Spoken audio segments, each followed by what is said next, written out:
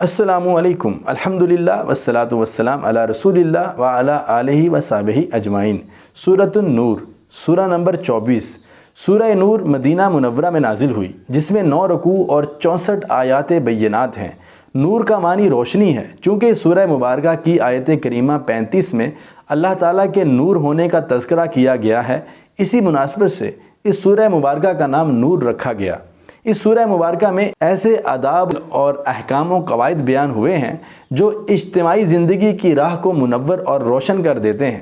سورہ نور میں زیادہ تر ایسے احکام بیان ہوئے ہیں جو عفت و عصمت سے تعلق رکھتے ہیں، اسی لیے حضرت عائشہ رضی اللہ تعالی عنہا نے یہ سورہ مبارکہ خواتین کو سکھانے کی خاص تاکید فرمائی، اور رسول اللہ صلی اللہ علیہ وآلہ وسلم نے بھی ارشاد فرمایا کہ اپنے مردوں کو سورہ مائدہ اور اپنی عورتوں کو سورہ نور سکھاؤ۔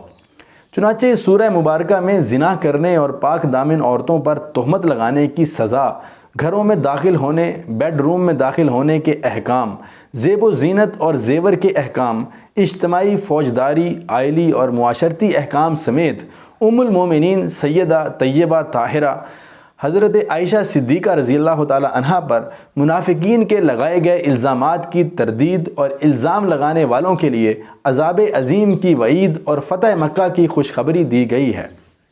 سورہ نور کی پہلی ہی آیت میں یہ بات سمجھا دی گئی کہ یہ احکام محض سفارشات نہیں بلکہ فرض احکام ہیں۔